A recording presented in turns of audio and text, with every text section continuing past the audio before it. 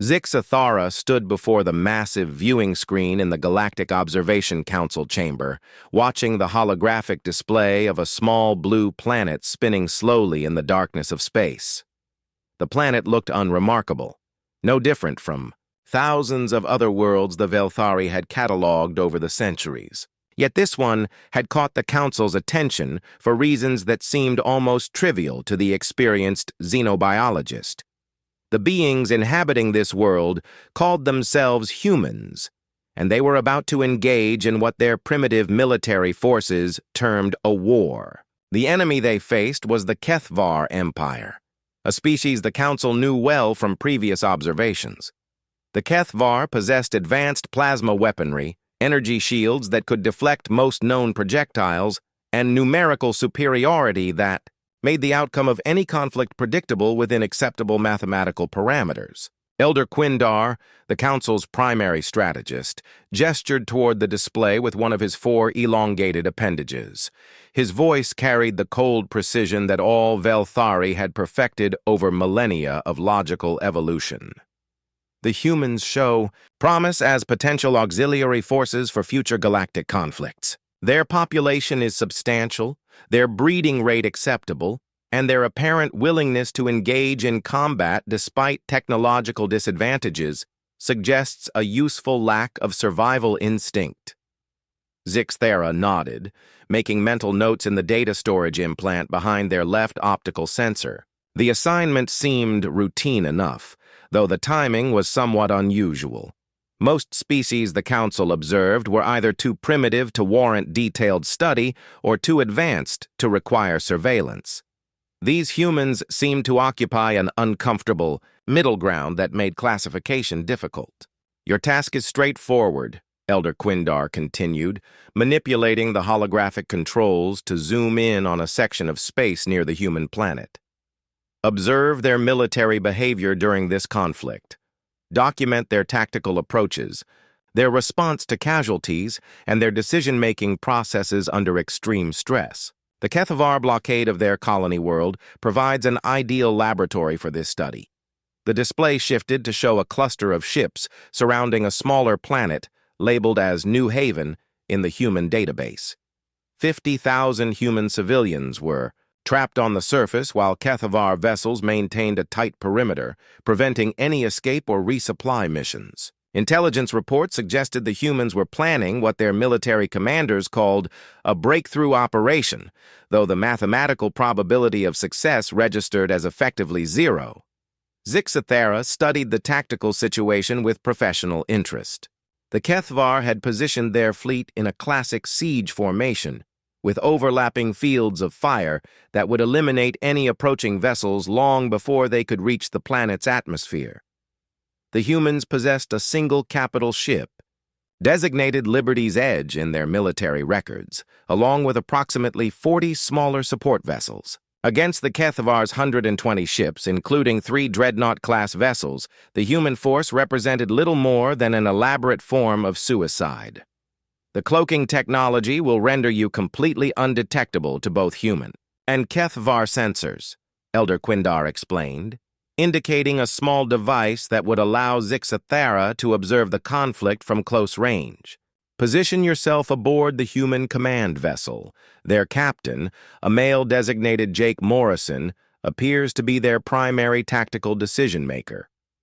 Zixathara accepted the assignment with the calm professionalism that had earned them recognition as one of the Council's most reliable field observers. Over the past 3 centuries, they had documented the military capabilities of dozens of species, from the hive-minded Zephyrians who fought with perfect coordination to the crystalline Nethari who could regenerate from almost any injury. In every case, the outcome of conflicts could be predicted with remarkable accuracy by analyzing technological capabilities, numerical strength, and strategic positioning. The transport to the human fleet took only a few hours using Council technology. Zixathara materialized in what appeared to be a corridor aboard the Liberty's Edge, immediately activating the cloaking field that would keep them invisible to human perception. The ship's interior was surprisingly crude compared to Velthari. Standards with exposed conduits running along the walls and surfaces that showed obvious signs of repair and maintenance. The first humans Zixthara encountered were a group of young males moving through the corridor with urgent purpose. Their uniforms were clean but worn, and their faces displayed a mixture of determination and what the observer recognized as fear. This was expected behavior for a species facing certain destruction, though Zixthara noted that none of them appeared to be in a state of panic or attempting to abandon their posts. Following the corridor toward what sensors indicated was the ship's command center, Zixthara passed through several compartments filled with humans engaged in various activities. Some were cleaning weapons that looked almost primitive compared to Kethvar plasma rifles. Others were running diagnostic checks on equipment that any Velthari engineer would have replaced centuries ago. Most interesting were the small groups, gathered around tables, engaged in what appeared to be recreational activities despite the imminent battle. The command center, which humans called the bridge, was a cramped space filled with control stations and viewing screens. Captain Jake Morrison stood at the center of the room, a male of approximately 40 standard years who carried himself with the bearing of someone accustomed to command. His uniform was identical to those worn by his subordinates, with only small insignia indicating his rank. Zixthara found this curious, as most species provided their leaders with obvious markers of status and authority. Morrison was studying a tactical display that showed the current positions of both fleets. The mathematics were even more unfavorable than the Council's initial assessment had suggested. The Kethvar had added additional ships to their formation, bringing their numerical advantage to nearly 15-1. Any rational species would have already begun negotiations for surrender or attempted to flee the system entirely. Instead, Morrison turned to address his senior officers with what Zixthara could only describe as confidence. The evacuation shuttles are ready for launch as soon as we break through their perimeter. Lisa, your fighter squadrons will need to hold that corridor open for exactly 18 minutes. Can you do it? Commander Lisa Garcia, a female who appeared to be the ship's primary pilot, nodded without hesitation. We'll make it work, Captain. My people know what's at stake. Zixthara noted this exchange with growing confusion. The humans seemed to be planning not for victory in the traditional sense, but for some form of partial success that would result in the rescue of civilians from the planet below. This suggested they understood their tactical disadvantages, but were proceeding anyway, which violated every principle of logical military doctrine the observer had ever encountered. The preparation phase continued for several more hours, during which Zixthara documented increasingly puzzling behavior. Humans who should have been focusing entirely on their own survival were instead writing messages to be delivered to others in case of their death. Engineers were volunteering for assignments that carried minimal chance of survival. Medical personnel were preparing to treat wounded enemies alongside their own casualties. Most disturbing of all was the complete absence of any attempt to negotiate with the Kethvar or seek alternative solutions. The humans appeared to have accepted that they would likely die in this engagement, yet they continued with their preparations as if this was somehow acceptable. As the Liberty's Edge and its escort vessels began moving toward the Kethvar blockade, Zixthara settled in to observe what they expected would be a brief and predictable engagement. The mathematical certainties were clear, the technological advantages obvious, and the numerical disparities overwhelming. Within a few hours, the observer would be filing a routine report documenting another species' failure to adapt to superior opposition. The first warning alarms began sounding as Kethvar sensors detected the approaching human fleet, and Zixthara prepared to witness the logical conclusion of an impossible mission. The battle began exactly as Zixthara's calculations had predicted, with the Kethvar fleet moving into attack formation and opening fire at maximum range. Plasma beams lanced through space toward the approaching human vessels, each shot carrying enough energy to vaporize a small asteroid. The Liberty's Edge shuddered as its primitive shields absorbed the first impacts, energy readings dropping to dangerous levels within moments of initial contact. Captain Morrison stood calmly at his Command station, watching the tactical display as red markers representing enemy fire converged on his fleet. His voice remained steady as he issued orders to his crew, showing no sign of the panic that Zixathara expected from a species facing certain annihilation. All ships, maintain formation. Lisa, take your squadrons and show them what we can do. Commander. Garcia's voice crackled over the communication system from her fighter craft. Copy that, Captain. All fighters, follow my lead. We're going straight up the middle. Zixathara's analytical mind immediately flagged this as a critical tactical error. The center of the Kethvar formation was their strongest point, protected by overlapping shield generators and concentrated firepower from 3 Dreadnought-class vessels. Any attack on this position would result in immediate destruction of the attacking force, gaining nothing of strategic value while wasting precious resources.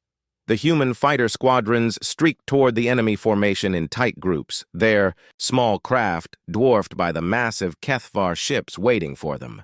Plasma fire filled the space between the fleets, creating a deadly maze of energy beams that no pilot should have been able to navigate. Yet somehow, Garcia's fighters began weaving between the shots with movements that defied Zixathara's understanding of physics and probability.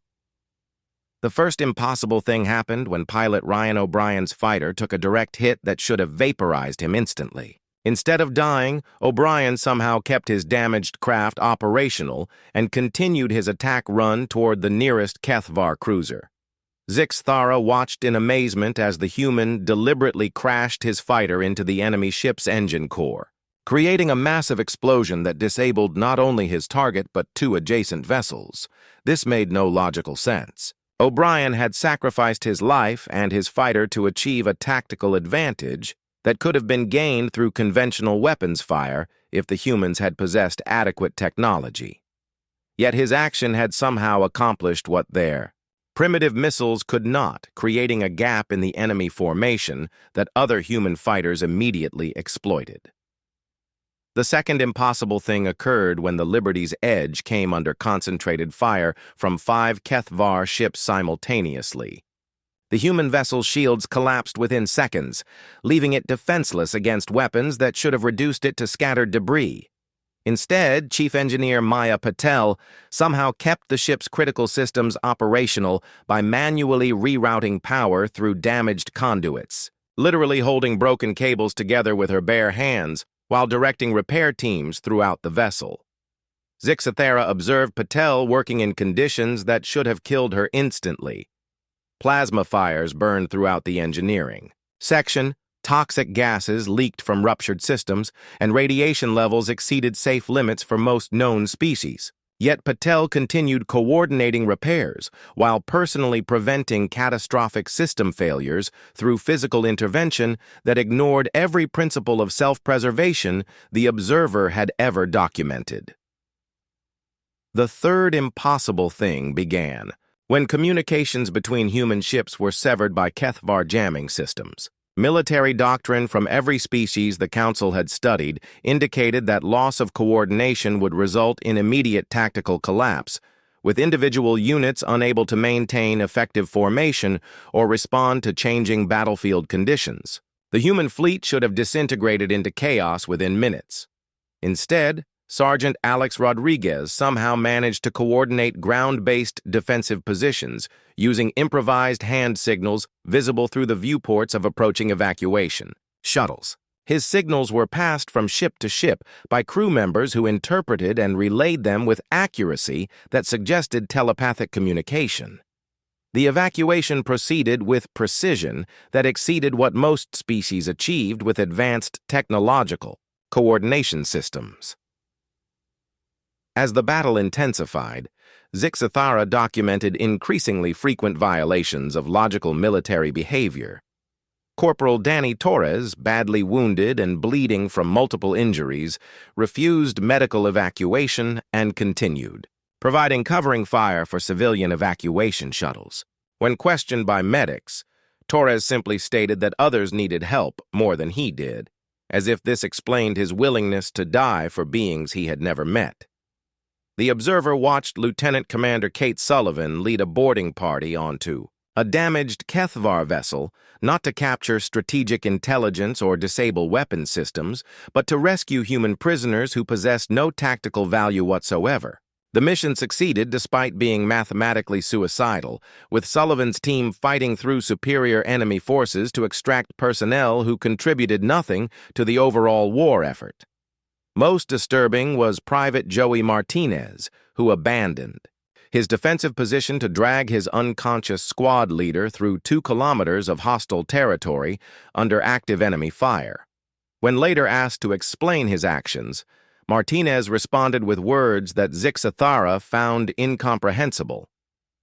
"We don't leave people behind," he said, as if this simple statement justified risking the success of the entire mission for one individual. The pattern repeated throughout the engagement.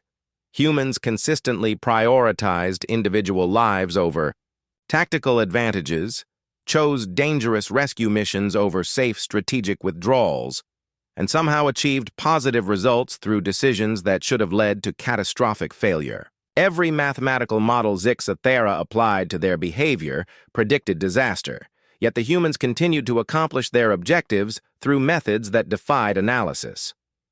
Communications Officer Ben Wright maintained contact between scattered human vessels while openly joking about their survival chances, treating certain death as an acceptable outcome if it meant others could escape.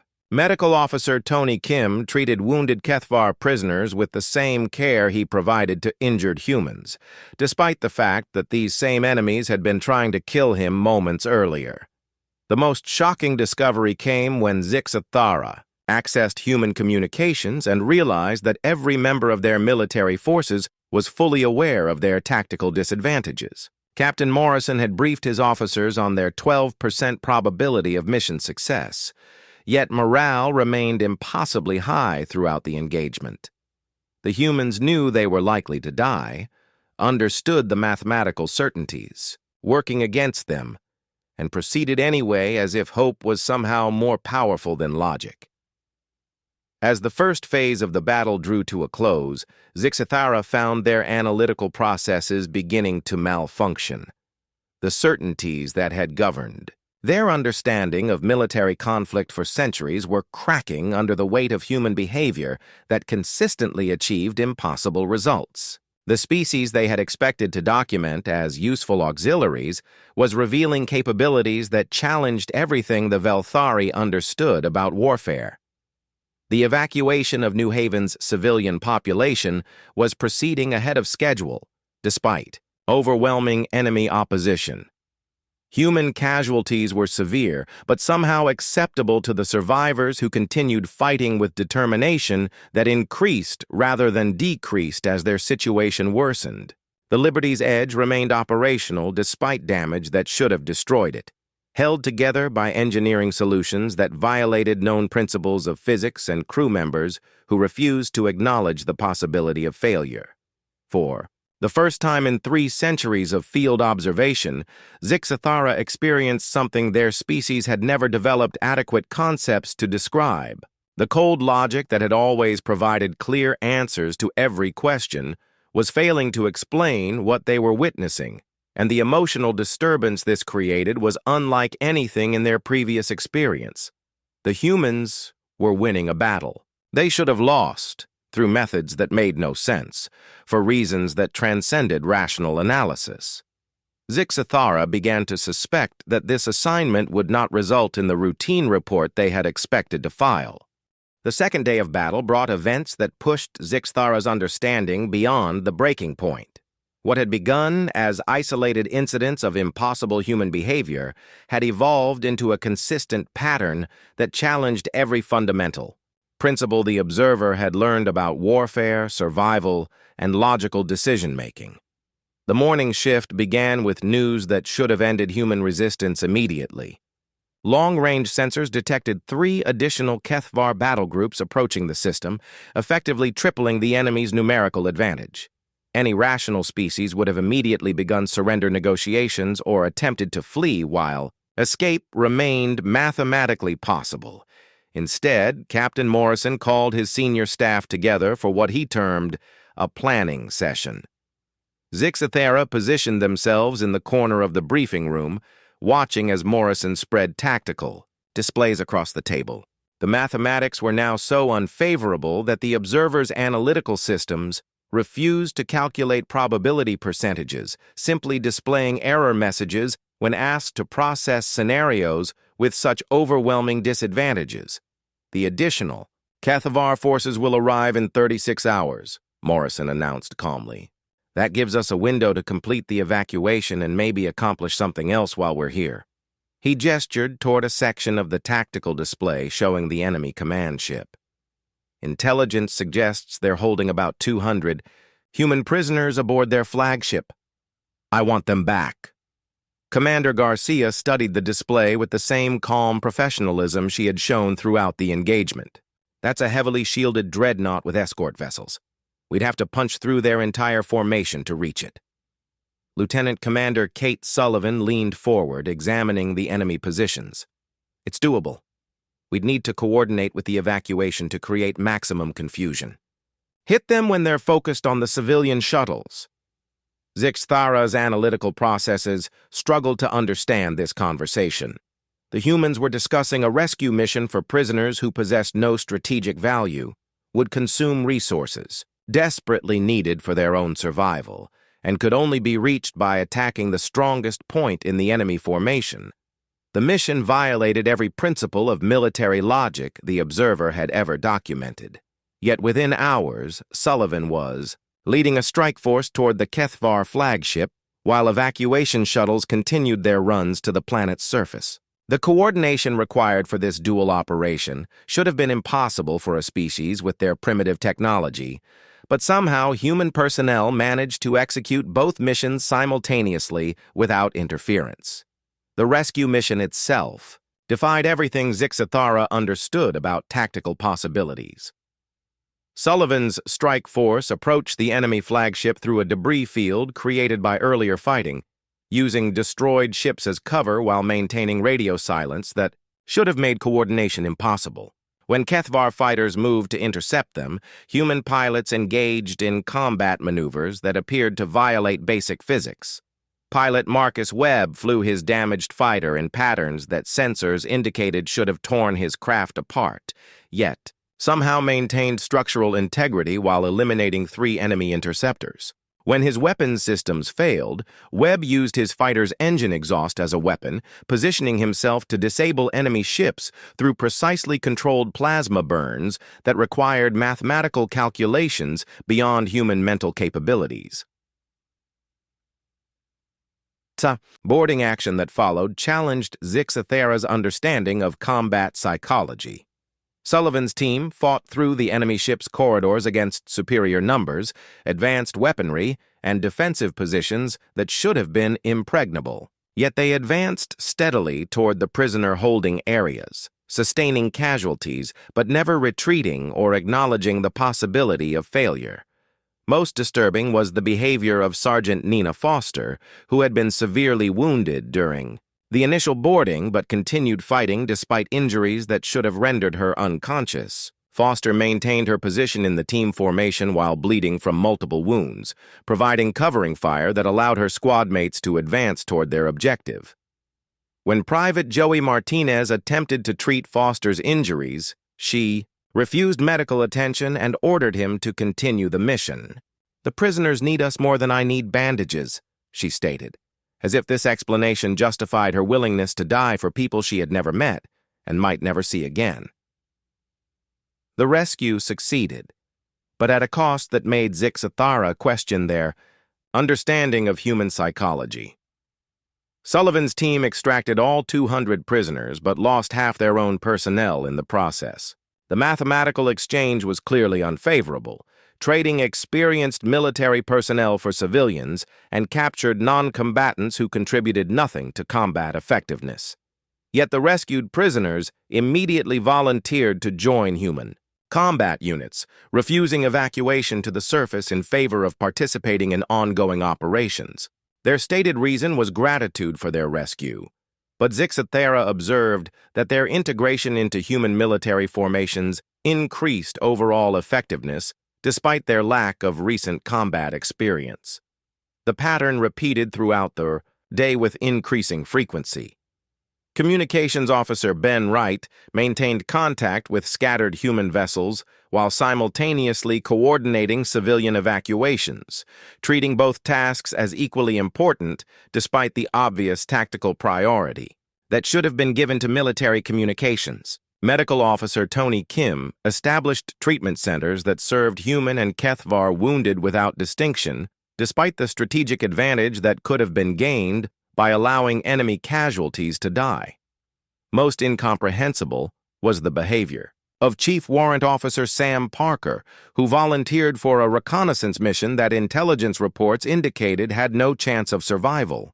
Parker's task was to infiltrate a Kethvar facility on New Haven's surface and gather information about enemy defensive positions for the ongoing evacuation. The mission required Parker to operate alone behind enemy lines for an extended period, with no possibility of rescue if he was captured or wounded. Success would provide tactical intelligence that might save civilian lives during evacuation, but failure was almost certain and would result in the loss of one of the Liberty's Edge's most experienced personnel. Parker accepted the assignment without hesitation, expressing only concern that his absence might burden other crew members with additional responsibilities. His final transmission before departing for the planet's surface consisted of a message for his family that Zixathara found deeply disturbing in its implications about human emotional attachments. "Tell them I kept my promise to come home," Parker said. "I'll just be taking the long way." The observer struggled to process this statement, which seemed to suggest that Parker considered death an acceptable alternative to abandoning his responsibilities to both his military unit and the civilians they were trying to protect.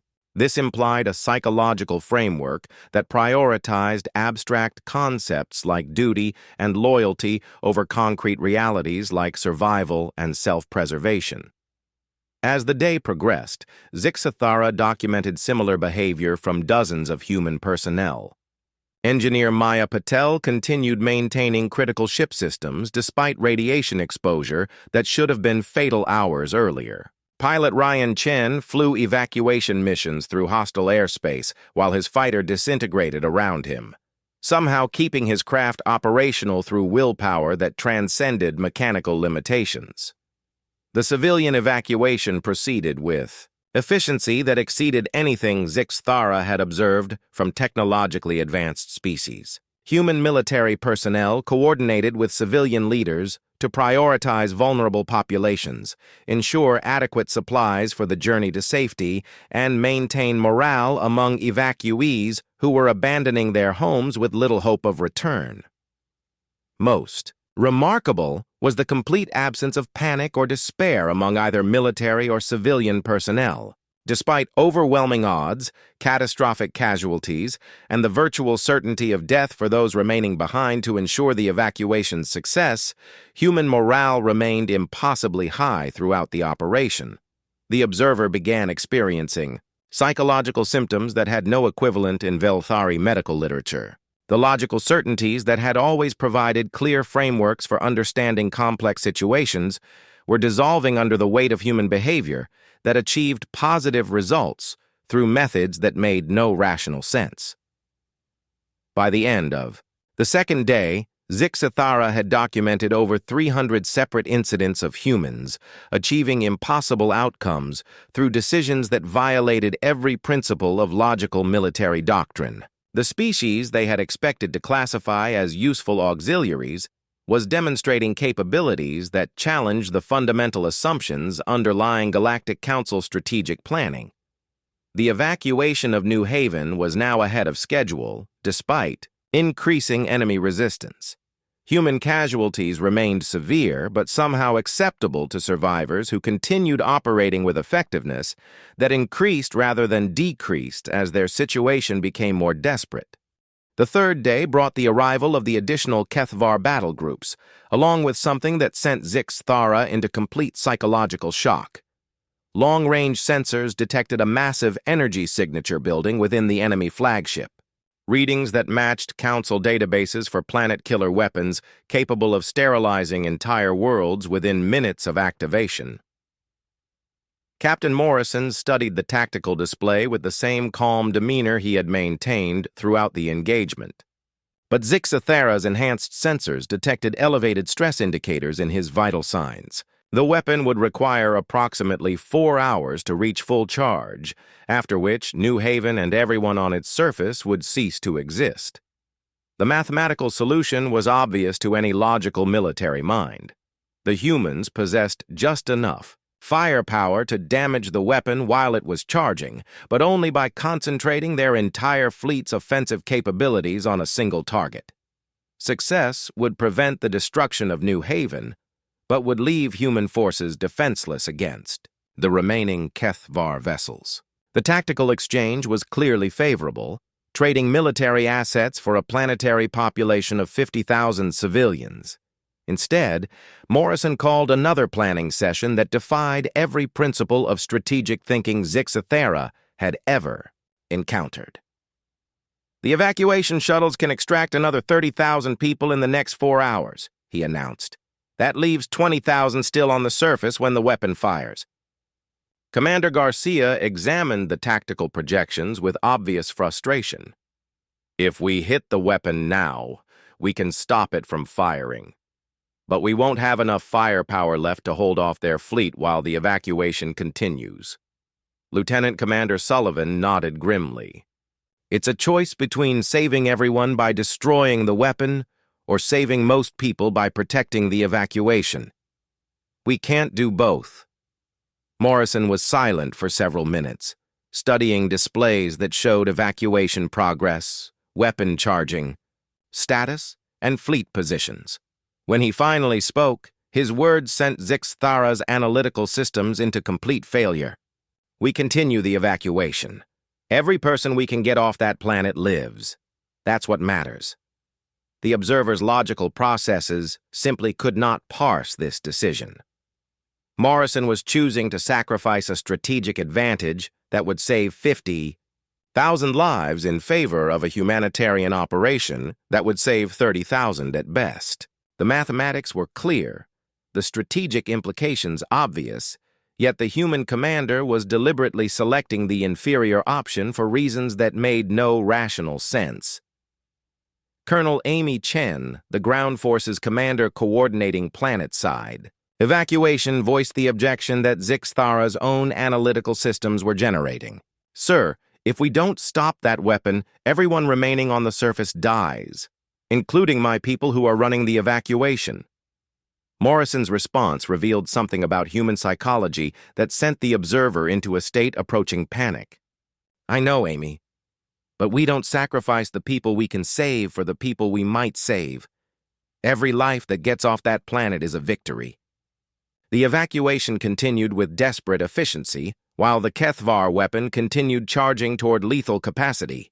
Human military personnel threw themselves into the operation with intensity that exceeded anything Zixathera had previously documented, knowing that their own survival depended on completing an impossible task within an inadequate time frame. Admiral Pete Jackson's fleet held defensive positions around the evacuation routes, while Kethvar forces pressed their attacks with increasing aggression. Jackson himself led a fighter squadron in actions that should have been suicidal, somehow maintaining tactical effectiveness despite damage that rendered most of his craft's systems inoperative. The ground evacuation revealed human behavior that pushed Zixathera's understanding beyond any rational framework. Medic Tony Kim established aid stations that treated wounded from both sides equally, providing medical care to Kethvar soldiers who had been trying to kill him hours earlier. When questioned about this apparent tactical error, Kim responded, with words that the observer found incomprehensible. "They're hurt," he stated simply. "That's enough." This response implied a moral framework that prioritized individual suffering over collective strategic advantage, treating enemy casualties as deserving of care despite their threat to mission success. Zixathera's species had no equivalent concepts for this type of thinking, which seemed to ignore every principle of logical resource allocation.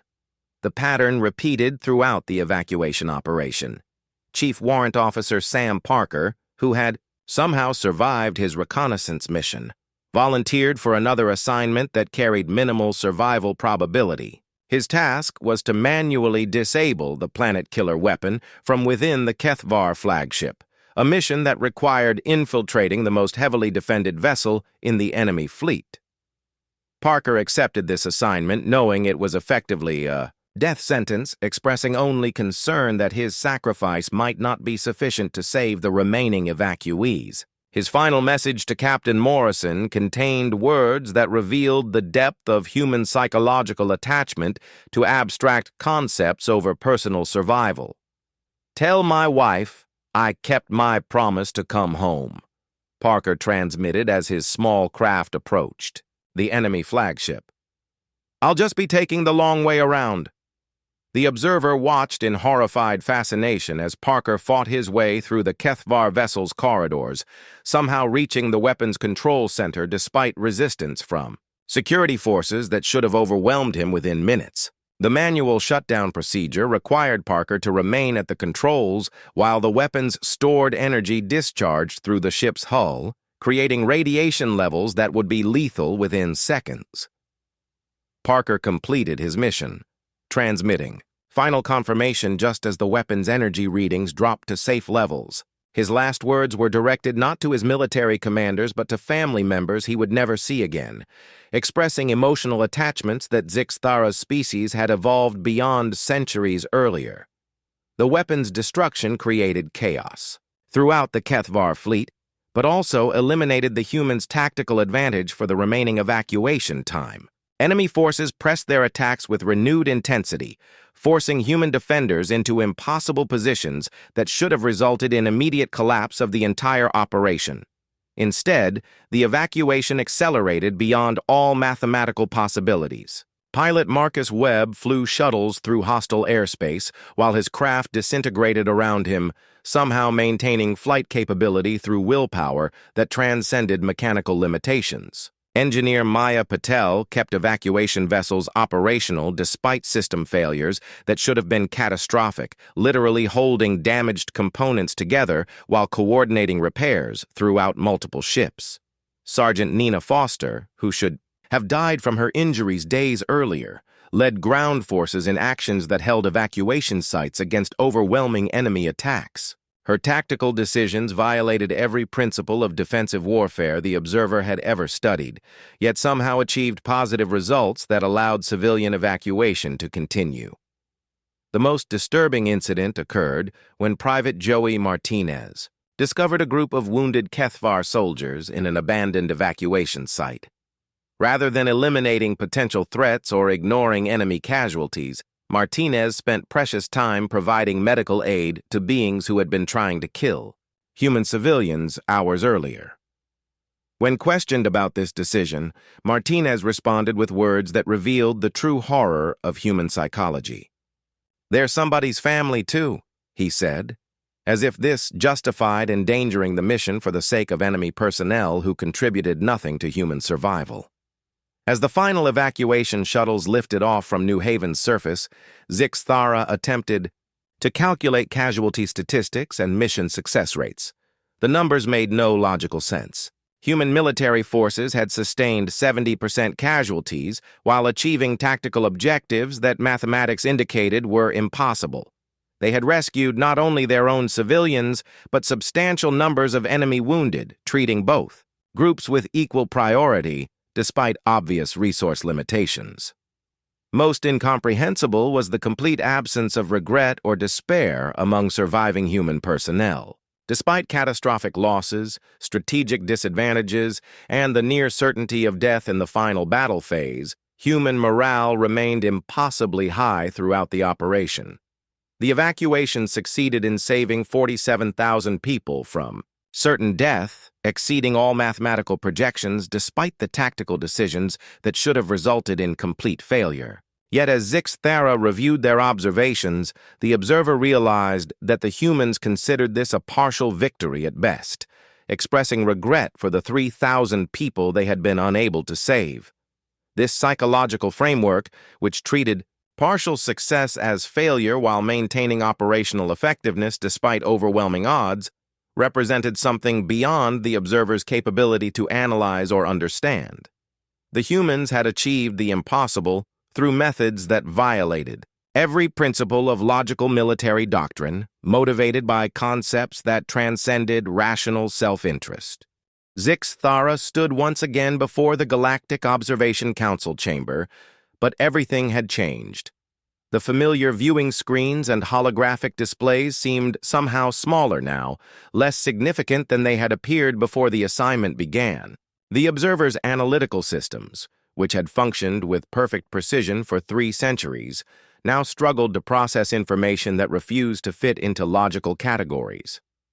Elder Quindar gestured for the presentation to begin, his 4 appendages moving with the same cold efficiency that had always characterized Velthari leadership. Present your findings regarding human military capabilities. The Council requires classification parameters for potential integration into galactic conflict scenarios. The report Zix Thara had prepared was unlike anything they had ever submitted to the Council. Standard military assessment protocols called for technical analysis of weapon systems, tactical doctrine evaluation, and statistical projections of combat effectiveness under various scenarios. Instead, the observer found themselves attempting to describe psychological phenomena that had no equivalent in Velthari experience. The humans do not fight wars, Zix Thara began, watching as confusion rippled through the assembled council members. They fight for concepts that transcend tactical advantage or strategic necessity. During the New Haven engagement, human forces consistently prioritized objectives that made no mathematical sense, yet achieved results that exceeded all logical projections. Elder Quindar's optical sensors flickered with irritation. Clarify your statement. All species fight wars when territorial or resource conflicts arise. Describe their weapons technology and tactical formations. Zix Thara accessed their data, files, displaying holographic recordings of the battle. Human weapons technology is approximately 3 centuries behind Kethvar standards. Their numerical disadvantage exceeded 15 to 1. Mathematical models predicted complete defeat within the first engagement period. Instead, they achieved tactical victory through methods that violate known principles of military science. The recordings showed human fighters attacking the strongest points of enemy formations, military personnel sacrificing themselves for civilians with no genetic relationship, and commanders choosing humanitarian objectives over strategic advantages. The council members watched in growing bewilderment as the documentation revealed behavior that made no sense within any logical framework. Observe Sergeant Maria Lopez, Zix Thara continued, highlighting a recording from the battle's final phase. Injured and trapped behind enemy lines, she spent her remaining time teaching captured Kethvar soldiers human songs rather than attempting escape or revealing strategic information. Her actions provided no tactical benefit, yet somehow influenced enemy behavior in ways that assisted the evacuation operation. The recording showed Lopez, bleeding from multiple wounds, sitting in a damaged shelter with 3 young Kethvar, soldiers who had been separated from their unit. Instead of treating them as prisoners or threats, she was teaching them a simple melody about home and family. The enemy soldiers, who should have been attempting to escape or signal for rescue, were listening with what could only be described as fascination. When Kethvar reinforcements arrived at this position, they found their own personnel defending the human soldier who had been caring for them, Zix Thara explained. This created confusion in enemy ranks that delayed their advance by several hours, allowing additional civilian evacuations to succeed. Elder Quindar studied the data with obvious frustration. This represents an anomaly in enemy behavior, not a reliable tactical doctrine. What are their standard military formations and engagement protocols? The observer accessed additional recordings showing Lieutenant Paul Davis sharing his rations with wounded Kethvar prisoners while his own forces faced supply shortages. Human military doctrine appears to prioritize individual welfare over collective strategic advantage. They consistently allocate resources to enemy casualties despite tactical disadvantages this creates. More recordings followed, documenting behavior that pushed the Council's understanding beyond rational limits. Medical personnel treating enemy wounded with the same priority as their own casualties. Engineers sharing technical knowledge with captured Kethavar specialists. Combat troops risking their lives to evacuate enemy civilians from combat zones. These actions violate every principle of logical resource allocation, Zixthara continued. Yet they somehow produce tactical advantages that exceed what humans could achieve through conventional military methods. Enemy forces repeatedly showed reduced combat effectiveness when confronted with human personnel who treated them as individuals rather than obstacles. The most disturbing documentation came from the evacuation's final phase, when surviving human forces had been given the opportunity to escape while Kethvar attention was focused on their damaged flagship. Instead of accepting this chance for survival, human commanders chose to continue rescue operations for both human and enemy casualties trapped in combat zones. Observe Captain Morrison's final tactical decision, Zixthara said, displaying communication logs from the Liberty's Edge. With escape routes open and mission objectives achieved, he chose to remain in the combat zone to search for survivors. This decision carried no strategic benefit and substantial risk of capture or death. The recording showed Morrison coordinating search and rescue operations while Kethvar reinforcements closed in on their position. His stated objective was to ensure that no one, human or enemy, was abandoned on the battlefield. The mathematical probabilities were clear. This decision would likely result in the loss of experienced personnel who could contribute to future operations. Instead, the search and rescue mission located over 300 survivors, including significant numbers of Kethvar personnel who had been presumed dead by their own forces. When these rescued enemies were returned to Kethvar Command, their reports of human behavior created psychological effects that influenced subsequent enemy tactical decisions. The rescued Kethvar soldiers reported treatment that contradicted their understanding of human nature, Zixthara explained. This created doubt within enemy command structure regarding their assessment of human capabilities and motivations. Subsequent engagements showed measurably reduced Kethvar combat effectiveness. Elder Quindar attempted to process this information within existing strategic frameworks.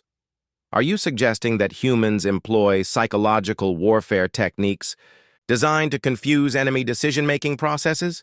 The observer paused, struggling to find words for concepts that had no equivalent in Velthari language. No. The humans appear to genuinely believe that individual life has value regardless of species, political affiliation, or strategic significance. This is not a tactical deception, but a fundamental aspect of their psychology. The final recordings showed the aftermath of the New Haven evacuation, with human survivors establishing memorial sites that honored both their own casualties and enemy personnel who had died in the conflict. The inscriptions made no distinction between human and Kethvar names, treating all deaths as equally tragic regardless of which side they had fought on. They built monuments to their enemies, Zixthara said, highlighting images of the memorial. Construction. The primary inscription reads, "They gave everything so that others might choose to give freely." This suggests that humans view warfare not as a competition for resources or territory, but as a test of moral principles. The council members exchanged glances that conveyed confusion and growing concern. The documentation they were reviewing suggested a species whose military capabilities could not be measured using conventional analysis methods. Human effectiveness appeared to derive from psychological factors that had no equivalent in known strategic doctrine. What classification do you recommend for integration into galactic conflict scenarios?